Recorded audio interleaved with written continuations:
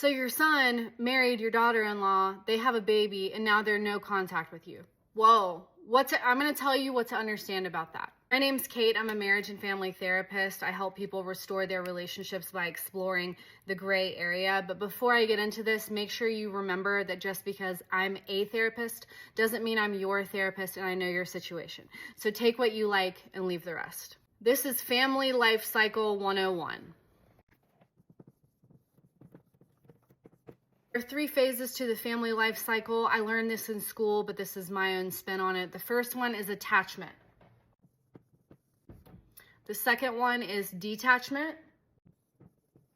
And the third one, which is the ideal one, which is what you're probably looking for now, is connection. Now, why do these phases matter? The reason it matters is because what's most likely happened with your son is that he did not properly go through these 3 phases of development and growth. And so now he's kind of paying the consequences for that in marriage. Let me explain. What attachment looks like. This looks like when he is a little baby. He's literally in your womb, right? Then he comes out, and this is the attachment relationship. This is him and this is you. His whole world is consumed by you, right? Like, attachment is the relationship between child and caregiver that is characterized by survival. So a child's only instinct really that they come into the world with is relying on their primary caregivers. That is the only way they survive.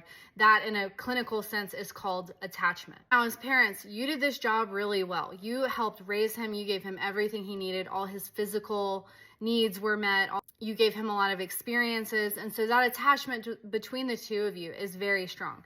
Now, detachment, this is the phase typical of adolescence. This is when the child becomes their own person. And this is what it looks like. Them and you.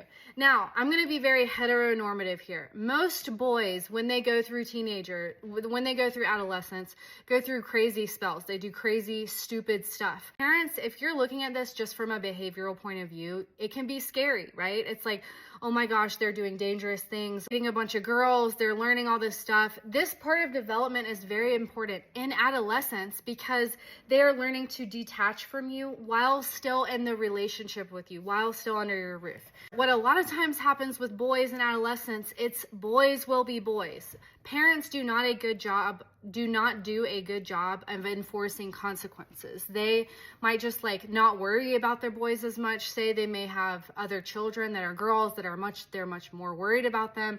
And so the boys kind of get the message that they can kind of do whatever. There's kind of a loss of guidance in this stage. Boys are generally not seen for the heart of this behavior. In relationships especially, they kind of can develop a more avoidant attachment because they just can kind of do whatever.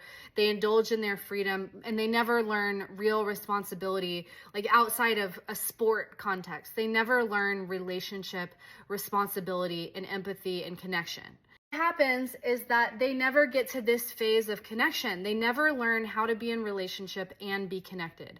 They kind of just indulge in their freedom. They don't learn responsibility. And so by the time they get married, they're screwed. And this is what marriage should look like. This is what connection should look like, where there's overlap.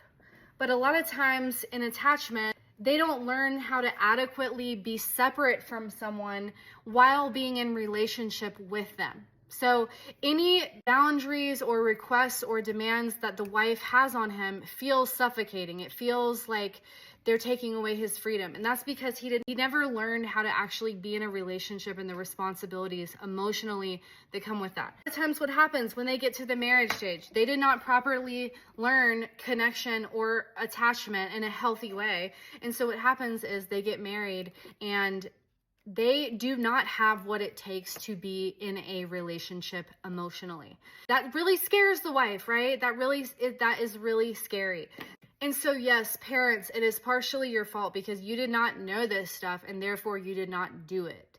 And therefore your child emotionally does not have the skills to handle the responsibilities of the relationship. So what you can do now is give them their space. Last thing you need to do if your son ever comes to you and is bitching or complaining about his wife, what you need to say is you need to figure it out with her. You'll need to get help. you need to get, like, do not enable and believe that the daughter-in-law is the problem, because that is not the problem. The problem is that he has an attachment issue in his relationship, and that's preventing him from connecting with his wife. So as his parents now, it is very healthy, actually, from a family systems point of view. It is very healthy for there to be space, and sometimes it leads to estrangement, but it is very healthy for there to be space when the son gets married to the wife. They need to figure out their relationship. And so for you, it might feel like a loss.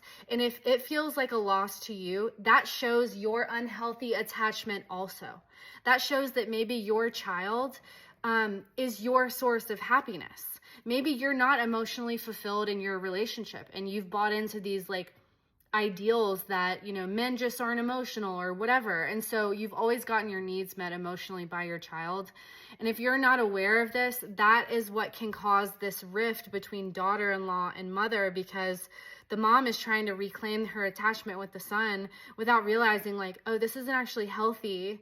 It's actually healthy for him to detach from me, leaving me, cleaving from me, literally severing the cord and learning to connect with his wife. And so moms, mother-in-laws can really get in the way of their child's marriage. And that is really important to know, because for the sake of the grandchild, the son and the daughter-in-law's relationship being intact is the best thing for that grandchild. It is not your relationship with the grandchild. If the parents do not have healthy connection, that child is not going to go through these 3 stages and become a healthy adult. So it's really hard. It feels like a death. Like this, literally going from attachment to detachment for you with your children feels like grief. Unfortunately, that is parenthood. That is parenthood, is your children growing up, leaving the nest, and you being like having to look at your life and be like, okay, I'm in a new stage of my life also. How can I make the most of this if this is not what I always dreamt it would be?